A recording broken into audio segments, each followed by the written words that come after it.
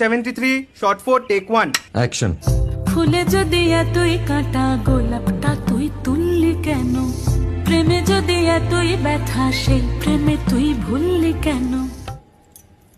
কি গো ডাইরেক্টর সাহেব, আমি তো 60 বলে দিয়েছি, কাট তো আর বলতে পারি না, এবার তুমি কাটটা বলো। Got it. Excellent shot, excellent. Madam আপনার সাথে একজন দেখা করতে এসেছে। নমস্কার। নমস্কার। বসুন।